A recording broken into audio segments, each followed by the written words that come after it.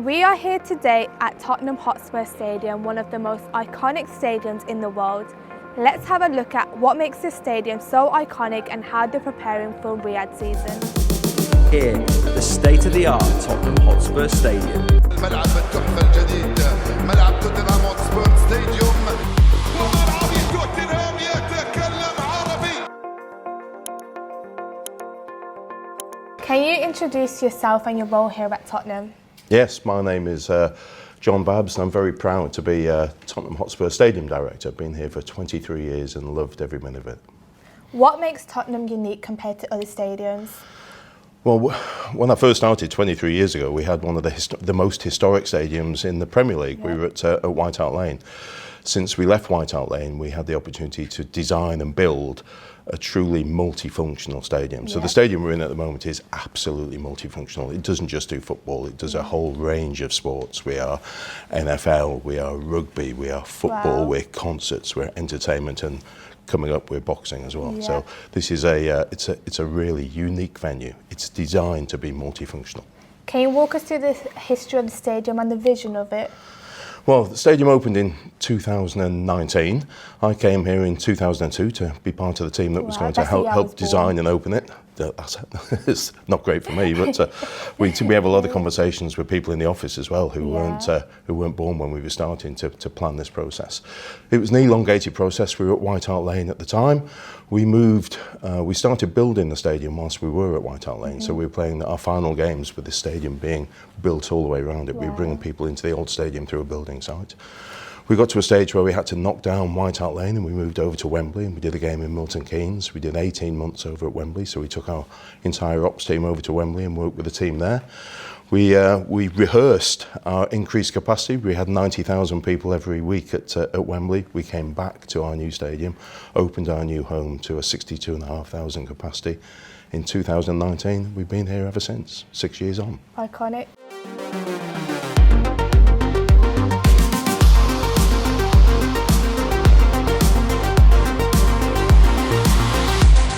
So the stadium is known for its cutting-edge technology. What are some of the standout features that are used here?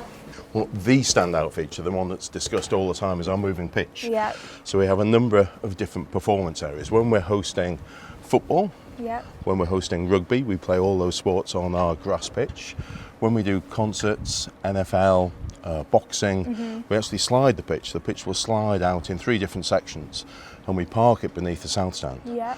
We then have another performance area that's 1.8 metres below the first seat. Wow. We put a TerraTrack covering on the top of that and then we can build whatever we want on top of it. So when we do NFL, we'll actually lay out a full NFL pitch. We have 37 rolls of NFL carpet that we roll out.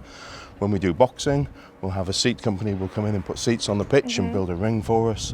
And then when we do concerts, when we've got Beyonce coming up in the summer, we'll have a stage at the north end of the venue and she'll be playing all the way to our 17,000-seater South Stand, which is modelled on a couple of stadiums in Germany. How long does it take to turn over? So from the pitch to like the boxing event, what's the turnover time? So if we finish a game of football, final whistle to trucks rolling in onto the TerraTrack is 36 hours.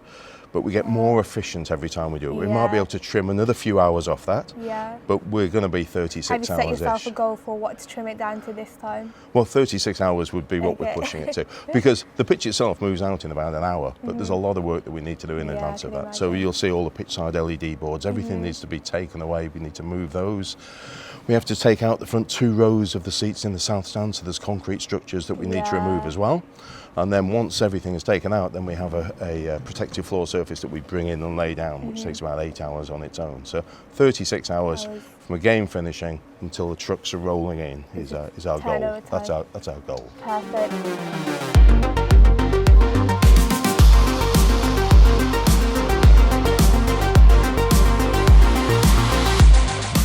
What are some key technology advancements that Tottenham Hotspur have compared to other stadiums? Well, I think when we first opened, it wasn't just technology, it was about atmosphere for us. So we look at some of the other stadiums that are designed with a view to getting light onto the grass so they can grow the best pitch, to get air movement around the stadium as well, again, so it's all pitch related. We took a calculated design opportunity to ensure that we knew we could grow grass. You can grow grass with artificial light, and you can grow grass with artificial air movement. What we wanted to do was have this multifunctional event space that kept in atmosphere. So we have a roof design which has got sound absorbent cassettes, keeps the noise within the stadium. We have glazed panels around all the seats so sound can't escape. And what we get is, from that one decision, we get an atmosphere in the stadium which is much louder than many of the stadiums that you will go to.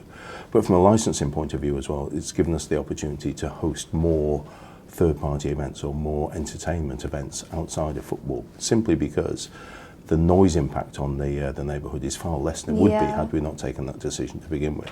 So it's not all about technological improvements within the stadium. You talk about technology being digital improvements. It's the stadium's design as well.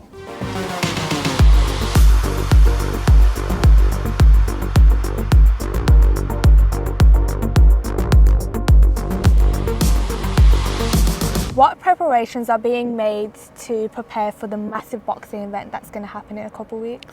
Well, we've been making arrangements probably for about 6 months now, ever since we knew the fight was going to be coming here. And most of our arrangements are actually outside of the stadium as opposed to inside the stadium. Everyone expects us, from an operational point of view, to be planning on what's happening inside. Yeah.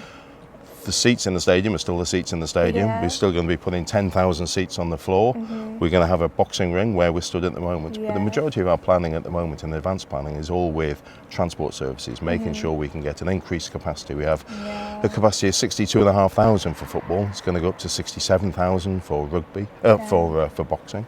We need to be able to get all those supporters, all those guests into the neighbourhood and out of the neighbourhood safely. So we're laying on extra services. We've got additional shuttle buses, different opportunities for people to get to and from the stadium. And then we also talk about the neighbourhood as well. We're bringing 67,000 people through the neighbourhood, how they can interact with the businesses, how we can have the least impact on our residents. So looking outwardly, there's a huge amount of planning goes into staging the fight. Inwardly, it's not a huge operational challenge for us. It's something that we've been doing since we opened in 2019. Yeah, I mean, look at the technology of it. The inside of it is a no-brainer. Like, you've got that under control. But when this opportunity came up, how easy was it for you to say yes to it? Well, promoters will always will bring events to us, and we have a whole approval chain and approval process, so it goes straight up to our board of directors and our chairman, understanding how we want the stadium to be perceived worldwide will absolutely be one of the focuses on why we took the event.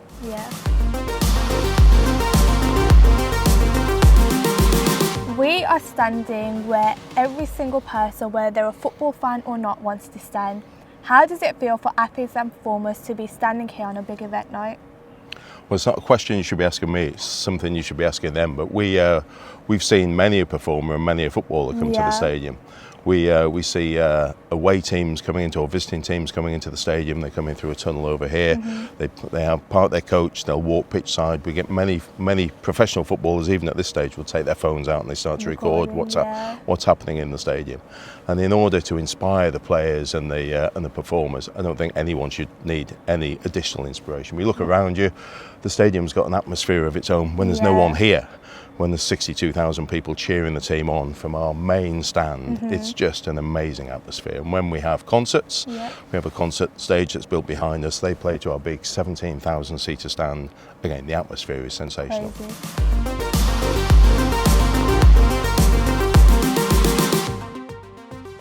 Can you talk us through how spaces like this changing room are used on the nights of boxing events? So it's not just the changing rooms that are flexible. So to be a multi-use venue, all our rooms have different usages. Nice. So where we are at the moment, we had Southampton yesterday. We had a game against Southampton, a nice win for us. This was full of footballers. It was a team changing room.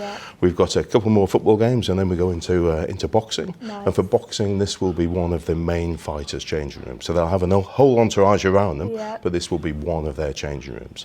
When we go into events like NFL, this will actually be a party zone. We've got other changing rooms for the NFL. We've got one on the other side of the building, and we've got an away changing room on this side of the building. We have 4 in total, but this will be a party zone for them.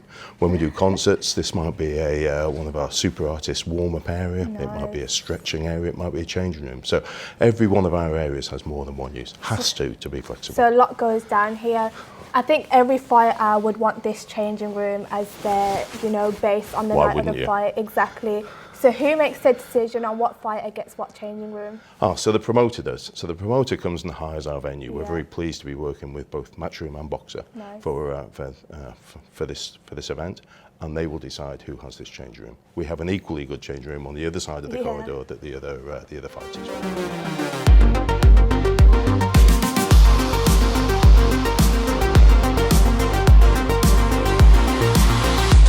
How do sponsors and advertisers maximise their presence here? I mean, you've got massive screens, massive billboards. How are they utilised on event nights?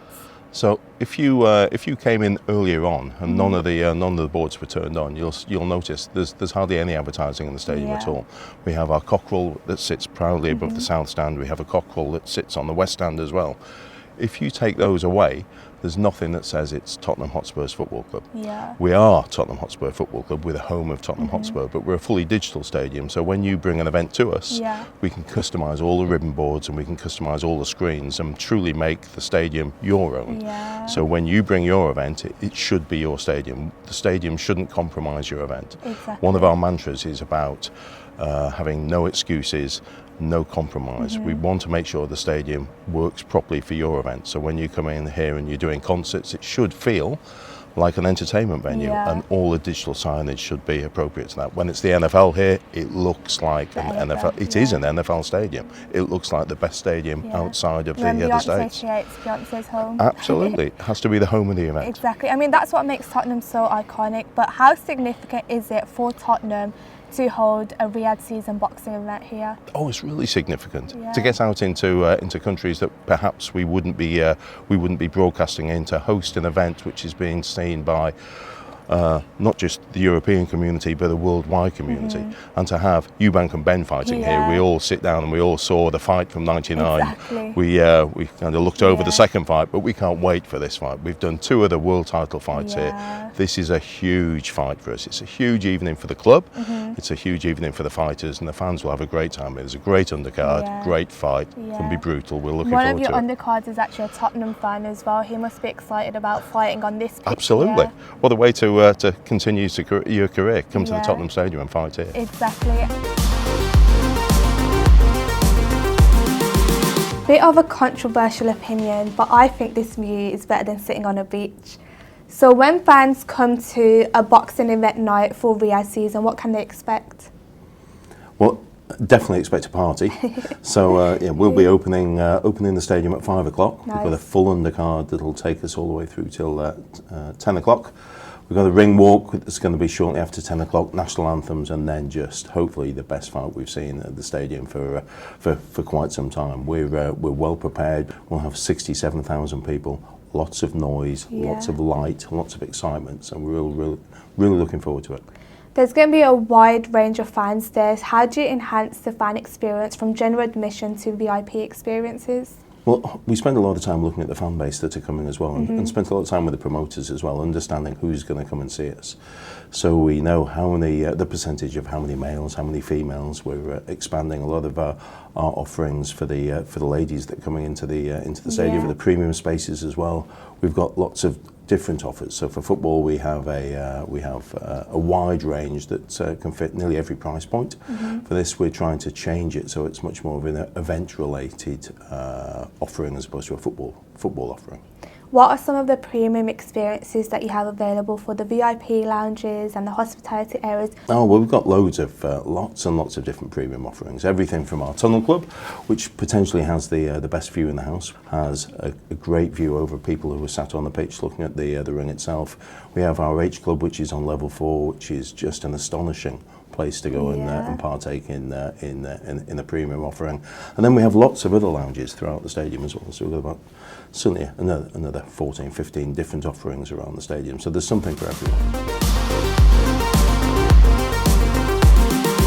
And with Riyadh and Saudi as well improving their pitch, obviously with the 2030 World Cup, the vision, having a stadium in the UK that's on the same level as them, it must feel pretty special. Yeah, there's some big works happening overseas as well. There's new stadiums being built.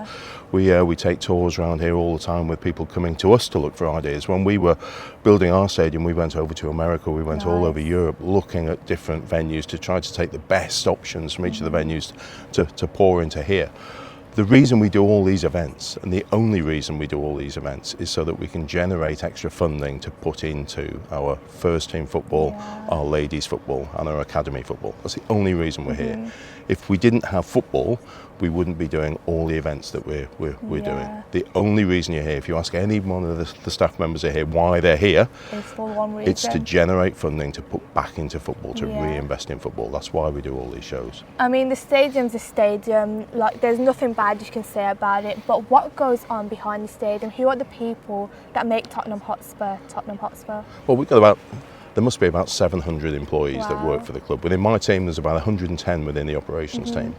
And that's 110 people that are working here all the time. They're all supported by families and friends and colleagues who... It's a community. It is, but the vast majority of the people who are working in the ops team are putting the club and the venue before their families, and that's not always the right thing to do, but it gets in your blood. To be an operator, we spend a lot of time here, and in order to spend a lot of time here, we have to be supported by our families. Sometimes we miss kids' birthdays, we miss our wives' birthdays, we miss anniversaries. It's because we're working. But the whole family gets involved in the operation of the stadium. They do understand, and it's part of what we do. It's in our genes as operators. That's what we do. I mean, I feel like that's what makes having Riyadh season a fight here so iconic, because for Saudi it's all about community, it's all about everyone coming together, and for Tottenham to hold them values and to be able to put them together, it's going to be an iconic night. Absolutely, and we look at what Tottenham has done to an area. You talk about communities. So I've been here for 23 years. We've seen the whole community change over a period of time. We've invested a huge amount in the stadium, but within the neighbourhood we're bringing in, I think it's circa £350 million a year into the neighbourhood. We are the catalyst for development throughout Tottenham and throughout Haringey, and also Enfield as well, one of our local boroughs. So we bring so much more to the neighbourhood than just a football team or just a football stadium. Yeah, so the opportunities don't stop here, it's in the wider community. Absolutely, opportunities for employment, for local businesses. The opportunities just grow and grow and grow, and they will continue to as well as the landscape changes. I think Tottenham are setting a pathway for other stadiums to follow in the future. Oh, we hope so. Absolutely. The Middle East is developing world-class stadiums. How does Tottenham stay ahead in the global venue landscape?